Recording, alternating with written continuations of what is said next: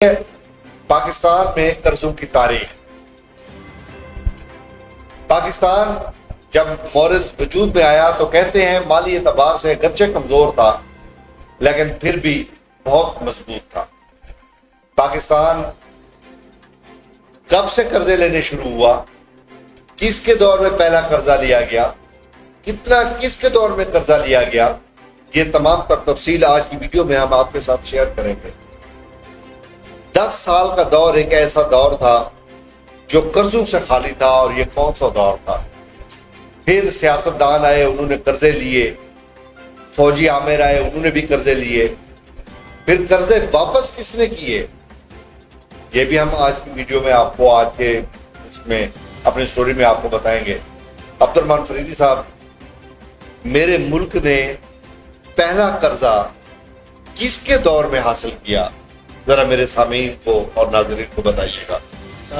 ये जो है ना, हमारी जो मुल्क की तारीख का जो स्याह बाब शुरू हुआ, ये जनरल अयूब खान के दौर से शुरू हुआ। जनरल अयूब खान, ये जनरल अयूब खान के जमाने से जनरल अयूब खान का आगाज हुआ, कर्जों का 1958 में कर्जा लिया, पहला कर्जा, और वो कर्जा था 19 अरब डॉलर का, जो 2 किस्तों में उन्होंने लिया था। इशारिया 19 अरब है मेरे ख्याल में, इशारिया 19 अरब डॉलर है। अच्छा, तो 1947 से 1997 तक 57 तक पाकिस्तान जीरो कर्ज था। सही, कोई कर्ज नहीं था पाकिस्तान। ठीक है।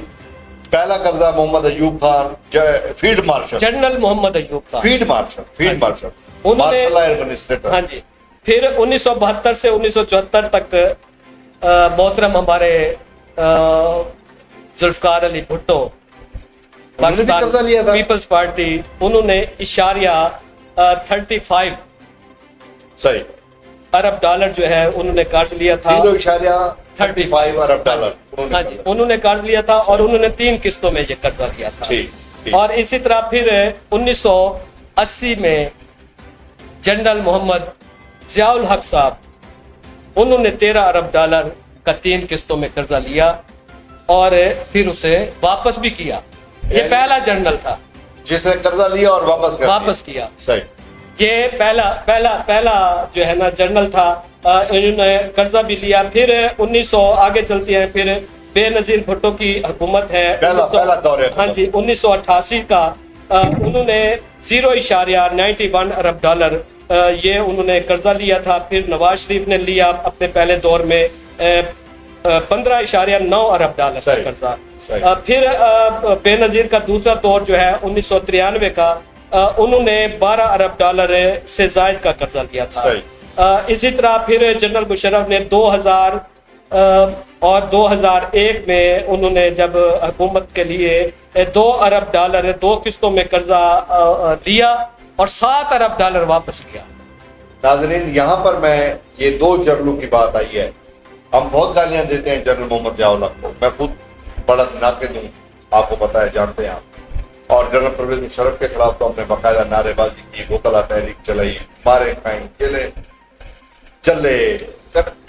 कट गए, मारे गए, पेटू गए। उन्होंने 2 अरब लेकर 7 अरब डॉलर वापस किया।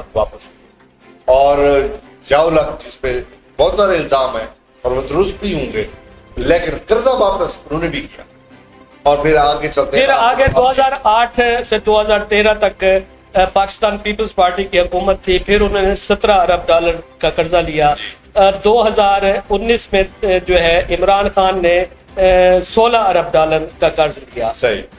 इसी तरह इस वक्त जो है हमारे मुल्की गैर मुल्की जो हमारे वाजिबुल अदा कर्ज है, वो तकरीबन 50,000 अरब रुपए है। 50,000 अरब रुपए। ये क्या है कि ये कितना कर्जा, जरा बता। उसमें 50,000 अरब ये टोटल है। हाँ जी, टोटल। अच्छा। ये अंदरूनी और बैरूनी कर्जा। अच्छा, मुझे नहीं, आप मुझे थोड़ा सा एक और बात बताइए। मुझे अंदरूनी और बैरूनी कर्जा जो है, मुझे ये बताइए, मुझे एक बात बताइए कि जब नवाज शरीफ, ये इनका पहला दौर इनका हुआ पाकिस्तान पीपल्स पार्टी का, उन्होंने कुल कर्जा कितना लिया, नून लीग ने कुल कर्जा कितना लिया, इमरान खान साहब ने कुल कर्जा कितना लिया? अगर पार्टियों की आप पार्टियों की बात करते हैं ना, तो फिर पाकिस्तान के जो मरकजी बैंक है उसके अदाद शुमार के मुताबिक जो है पाकिस्तान पीपल पार्टी की जो 2008 की हुकूमत थी उसमें उन्होंने 45 अरब डॉलर का गैर मुल्की कर्जा लिया। 45 अरब डॉलर तक वो कुल कर्जा था उनका। हाँ जी, जो 61 अरब तक उन्होंने फिर पहुंचा दिया ना। यानी जब उनको इक़्तिदार मिला तो मुल्क 45 अरब डॉलर का मकरूज था। हाँ जी, जब जो पीपल पार्टी ने 61 अरब डॉलर तक पहुंचा दिया और नवाज हुकूमत के इख्तिताम पर ये जो हुजम था ये 95 अरब डॉलर तक जा पहुंचा। 91 यानी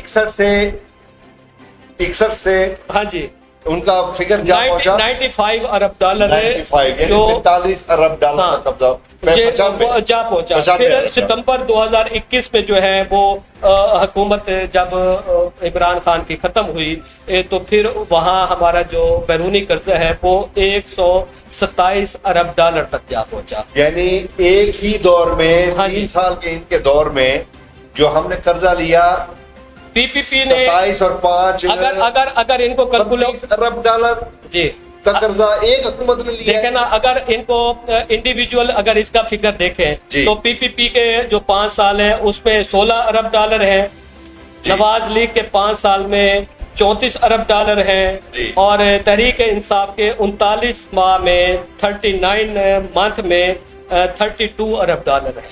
बहुत बड़ा कर्जा। तो ये तो एक ही दौर में इतना ज्यादा कर्जा चढ़ा दिया इन्होंने। जी हाँ, ये जो है ना हमारे कर्जों की जो पोजीशन है जो इससे मैं समझता हूँ कि अगर इसको हम अगर मौजूदा दौर में अगर हम देखें ना, हमारी जो फीकस आमदनी और हमारा कर्ज की अगर तनासब आप देखें तो हमारी इस वक्त जो फीकस आमदन है वो 2,35,000 है सालाना और हम पर कर्जा पता है फी का कर्जा जो है वो 2,80,000 रुपया बनता है।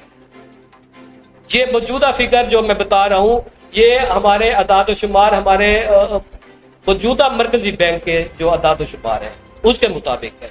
यानी ये कोई चलते फिरते नहीं है, सुनने सुनाए नहीं। जो अदाद शुमार हम आपको दे रहे हैं ये स्टेट बैंक ऑफ पाकिस्तान की वेबसाइट पर मौजूद है। हाँ जी, आप भी देख सकते हैं, बिल्कुल देख सकते हैं। उसमें जो है ये पड़ी हाँ जी ये वहां पड़े हुए हैं, वहां से आप देख सकते हैं। तो मैं समझता हूं कि ये हमारे जो सिस्टम है ना इसको कोई समझ नहीं आती कि किस तरह ये रुकेगा। ये रुकने का सिर्फ वही एक तरीका है कि हम अपनी अय्याशियां बंद कर दें। हम क्या करें, हमारे जो ऊपर जो हमारे हुक्मरान हैं, हम पर जो सिविल हुक्मरान है, हम पर जो सरकारी हुक्मरान हैं और हम पर जो गैर सरकारी हुक्मरान हैं, उन तमाम को जो है वो अपनी जो अय्याशियां हैं उसको कंट्रोल करना। ये कर्जे वाला मुल्क आप समझ सकते हैं। हमारा डिप्टी कमिश्नर लिया उसकी अगर आप गाड़ी को देखें तो वो 2800 सीसी गाड़ी जो पुरतयश गाड़ी जो है वो तकरीबन करोड़ों की मालियत में एक गाड़ी है। और वो एक सिर्फ डिप्टी कमिश्नर के पास नहीं है, वो नीचे तक आती है। वो असिस्टेंट कमिश्नर का आप डबल कैबिन वीको डाला अगर देखें तो मैं नहीं समझता कि भी ये मुल्क के भी मकरूज मुल्क के लोग हैं, मकरूज मुल्क के अफसरान हैं, मकरूज मुल्क के हुक्मरान हैं। ये समझ से बात बालातर है। अगर इस मुल्क को लोगों को फैसिलिटेट करना है, मौजूदा हुक्मरान जो आए हैं मुस्लिम लीग नून जिस नारे की बुनियाद पर आई है, तो उनको इस बात पर गौर व फिक्र करना चाहिए कि ये अपनी अय्याशियां छोड़ें, अपने हुक्मरानों वाली अय्याशियां छोड़ें और उनकी जो ब्यूरोक्रेसी है, हमारी जो एस्टेब्लिशमेंट की अय्याशियां हैं, हमारी ब्यूरोक्रेसी की अय्याशियां हैं, इन तमाम पर कट लगना चाहिए। कट वो लगना चाहिए जिस तरह मिसाल आपकी चाइना के पास आपकी मिसाल मौजूद है। चाइना का अगर वजीर आजम, चाइना का अगर प्रेसिडेंट, चाइना के अगर वजीर अपने दफ्तर में किसी को गर्म कहवे के अलावा, गर्म पानी के अलावा कोई चीज सर्व नहीं करते, कोई चीज पेश नहीं करते, तो हमें भी उसी तरीके को अपनाना चाहिए। और अगर वो अपने दफ्तर आने जाने के लिए साइकिल इस्तेमाल करते हैं, अपनी पुरतयश लाइफ को उन्होंने सादगी में तब्दील कर दिया है। हमारा इस्लाम भी सादगी की दर्स देता है, हमें भी सादगी अपनानी चाहिए। तो सादगी अपना के फिर हम इन कर्जों से जी एक मिनट, साइकिल से याद आया, हमारे जो साबिक वजीर आजम मोहम्मद इमरान खान जो इस वक्त तहरीक चला रहे हैं और आजादी आजादी आजादी, उन्होंने कौन सा वादा किया था कि मैं साइकिल पर दफ्तर आऊंगा? फिर क्या वो वादा इफा हुआ? वो जरा बताए। नहीं, उन्होंने तो वादा किया था कि वजीर आजम हाउस को यूनिवर्सिटी बनाऊंगा, गवर्नर हाउस को यूनिवर्सिटी बनाऊंगा। अब ये जो मैं रिसेंटली आपको उनकी एक मिसाल देता हूँ। रिसेंटली उनकी मिसाल ये है कि खबर एक चली कि भाई साबिक वजीर आजम पाकिस्तान इमरान खान पिशावर में लोगों में घुल मिल गए। ये आपने भी सुनी होगी, आपने देखी भी होगी, उसको हाईलाइट भी किया गया है, उसको सोशल मीडिया पे वायरल भी किया गया है। वो घुल मिलने का जो सीन था, पता क्या था? वो सड़क के इस साइड से गाड़ी से उतरते हैं और सड़क क्रॉस करके उस साइड वाली गाड़ी पे बैठ जाते हैं और वो घुल मिल गए। ये घुल मिल गए, सही। और वो जो जब वो अपने बनी गाला से ईवान वजीर आजम में साइकिल पर आते थे, वो तब क्या होता था? वो 50 रुपए पर किलोमीटर पर चलने वाले हेलीकॉप्टर पर आते थे, जिसका उस दौर के वजीर इत्तलात और दीगर जो अमैदीन थे उस हुकूमत के और वजीर आजम पाकिस्तान के जो हवारी थे उस वक़्त की, तो वो कहते थे कि ये 50 रुपए खर्च आता है इसका पर किलोमीटर। आप ये अंदाजा कर लें, ये हमारी हुकूमतों में रहने वाले लोग, हम लोगों के साथ ये ऐसा मजाक ना करे तो और क्या करें? मुझे तो समझ नहीं आता। आप भी वो हेलीकॉप्टर पे सफर कर रहे हैं, वजीर आजम तो आप भी नहीं है, लेकिन KPK की हुकूमत का जितने भी वसाइल हैं वो अपने धरनों, अपने लॉन्ग मार्च पर जिस तरह वो खर्च कर रहे हैं, इसी तरह हमारे मुस्लिम लीग नून की मरियम नवाज शरीफ भी उसी तरह इस्तेमाल कर रही है। तमाम बिलावल साहब भी और दीगर जो भी जलसे करते हैं, सब तो आता ही है। हाँ जी जी। नाज़रीन इकराम, आपने कर्जों की तारीख भी देखी। कोई शोबा ऐसा नहीं जो ज़वाल पजीरी का शिकार ना हो। वो आसार कदीमा हो, वो आपका रहन सहन हो, वो आपका लाइफ स्टाइल हो, वो आपकी जिंदगी का कोई भी गोशा हो, ऐसा नहीं है जो ज़वाल पजीरी का शिकार ना हो। दुनिया तरक्की करती है, ऊपर की जानब जाती है, और हम नीचे की तरफ, हमारा डाउनफॉल होता है। हम कौम को नारे बताते हैं, नारे सिखाते हैं, और मकबूल नारे लीडरों के मुंह में डाले जाते हैं, और वो आवाम से अपने खताब में फिर वो मकबूल नारे अवाम की जुबान पे लाते हैं। मैं वजीर आजम हाउस को यूनिवर्सिटी बना दूंगा, ये गवर्नर हाउस को बड़े होटल में तब्दील कर दूंगा। अवाम यही चाहते हैं। मैं बड़ी गाड़ी को इस्तेमाल तर्क कर दूंगा, मैं साइकिल पे आऊंगा, मैं अमेरिका मुर्दाबाद का नारा लगाऊंगा, अमेरिका हमारी पॉलिसी के खिलाफ है, और खुद अपने आधे से ज्यादा वज़रा अमेरिकन नेशनल है, उस पर अपने साथी, अपने लीडर आधे से ज्यादा अमेरिकन नेशनल है, और कोई अमेरिकन नेशनैलिटी छोड़ने के लिए तैयार नहीं है।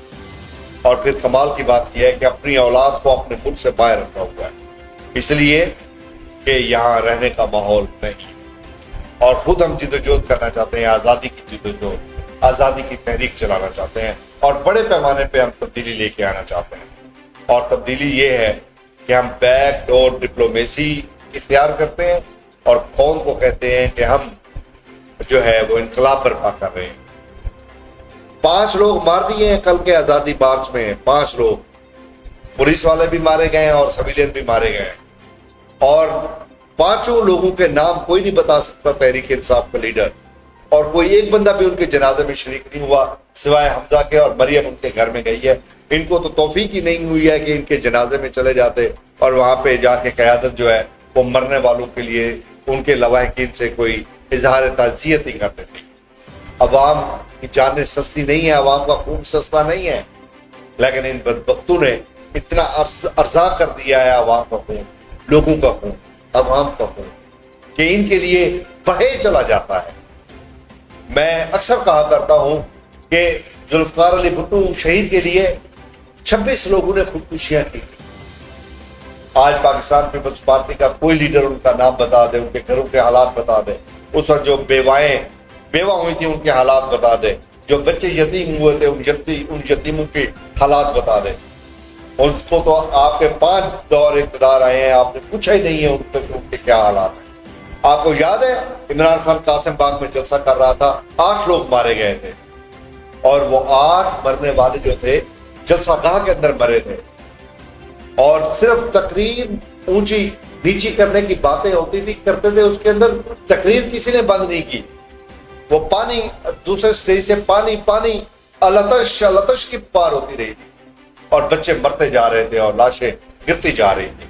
किसी ने पूछा उनके घरों का कि आप जो 3 साल में बरसर इक़्तिदार है, यार आपके बच्चे मर गए थे, उनके बच्चों को हम नौकरियां दे देते हैं, उनके बहन भाइयों को हम नौकरियां दे देते हैं, उनमें जो बेवाएं यतीम थी उनकी माली मुआवनत कर देते हैं। किसने की है?